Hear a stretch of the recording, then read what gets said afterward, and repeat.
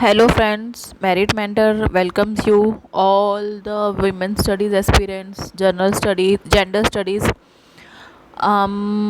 आज का टॉपिक मैं लेके आई हूँ human development index HDI। HDI index बहुत फेमस है। ये क्या है? ये एक मेजरमेंट का तरीका है। क्या मेजरमेंट करना, देखिए ह्यूमन डेवलपमेंट कितनी हुई है उसको मेजर करने का एक तरीका है। तो ह्यूमन डेवलपमेंट के क्या फैक्टर्स होते हैं? देखो, ह्यूमन डेवलपमेंट की एक अच्छी हेल्दी लाइफ है, नॉलेज है, मतलब एजुकेशन है, स्टैंडर्ड ऑफ लिविंग है। यही 3 फैक्टर्स होते हैं इसको मेजर करने, मतलब मेन ये 3 फैक्टर हैं जिससे हम ह्यूमन डेवलपमेंट देखते हैं। तो इसीलिए HDI ह्यूमन डेवलपमेंट इंडेक्स में भी यही 3 फैक्टर हैं। तो ये क्या है? ये ज्योमेट्रिक मीन है इन तीनों फैक्टर्स का। कौन कौन से फैक्टर हैं? देखिए, पहली डायमेंशन उसकी हेल्थ है, फिर एजुकेशन है, फिर स्टैंडर्ड ऑफ लिविंग है। अब हेल्थ को कैसे चेक करते हैं? हेल्थ को कैसे मेजर करते हैं? Life expectancy at birth. Birth के टाइम लाइफ एक्सपेक्टेंसी कितनी है।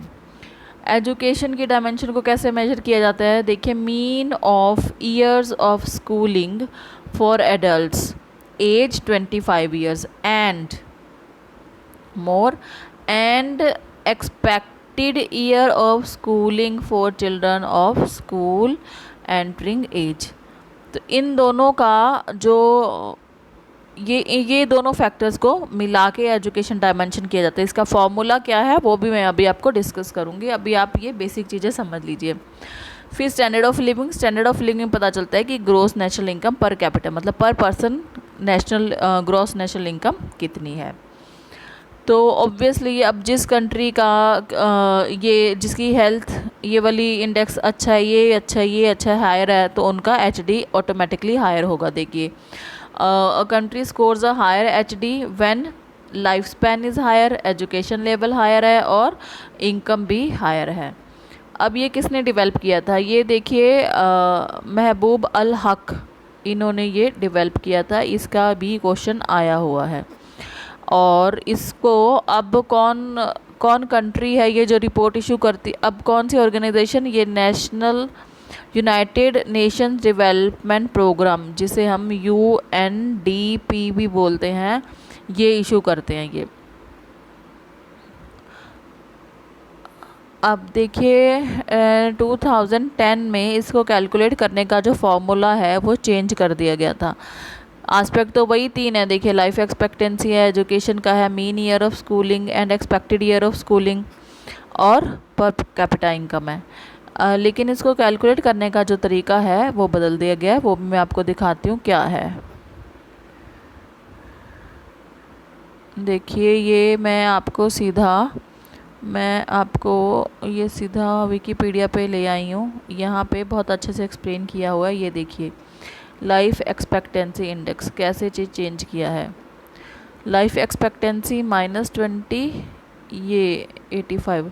इसका मतलब क्या है कि life expectancy index is 1 when life expectancy at birth is 85 and 0 when it is 20।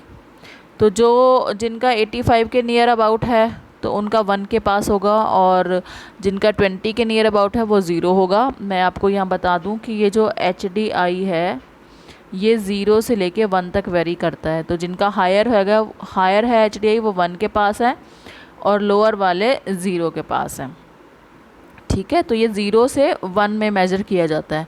इसी तरह एजुकेशन इंडेक्स आपको बताया था, मीन ईयर ऑफ स्कूलिंग और एक्सपेक्टेड ईयर ऑफ स्कूलिंग, इन दोनों का एवरेज है।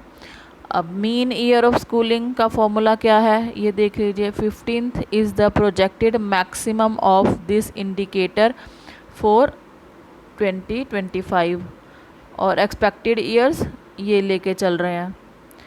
ठीक है, तो एक्सपेक्टेड ईयर्स कैसे कैलकुलेट करने हैं? ऐसे, मीन ईयर ऐसे कैलकुलेट करने हैं, फिर ये इन दोनों का एवरेज लेके हमारा एजुकेशन इंडेक्स आ जाएगा। इसी तरह हमारा यहाँ पे इनकम इंडेक्स है, यहाँ पे पर कैपिटा इनकम को चेक किया जाता है।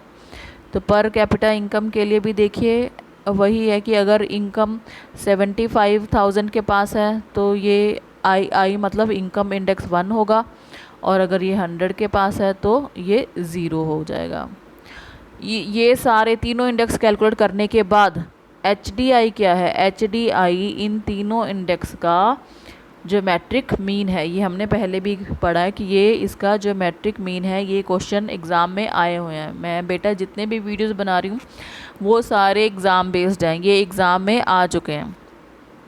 ठीक है, तो आपको इतना समझ आया ये जो नया मेथड के अकॉर्डिंग ये कैसे कैलकुलेट होता है। इसके बाद मैं आपको रैंक्स भी दिखा देती हूँ। यहाँ पे ये देखिए, ये डेवलपमेंट इंडेक्स रैंक्स कैसे हैं। एक मिनट, हाँ ये रैंक्स हैं। देखिए हमारा रैंक जो सबसे पहले जो रैंक है वो नॉर्वे का है और ये इसका रैंक है देखिए। और इसकी ये लाइफ एक्सपेक्टेंसी है, ये इसके एक्सपेक्टेड ईयर्स हैं, ये इसके मीन ईयर्स ऑफ स्कूलिंग है और ये इनका ग्रॉस नेशनल इनकम है। सेकंड नंबर पे है स्विट्ज़रलैंड, सेकंड रैंक स्विट्ज़रलैंड का है। अब ये देखिए इंडिया का क्या रैंक है ये हम देख लेते हैं। ये रहा हमारा 129 नंबर पे इंडिया का है और ये रिपोर्ट है 2019 की। 2019 के अकॉर्डिंग इंडिया का 129th रैंक है और ये इसका इंडेक्स है। आगे बढ़ते हैं हम। ये देखिए ये एक्सपेक्टेड लाइफ एक्सपेक्टेंसी है, ये एक्सपेक्टेड ईयर्स ऑफ स्कूलिंग है और ये मीन ईयर्स ऑफ स्कूलिंग है। ठीक है, और ये हमारा ग्रॉस नेशनल इनकम है।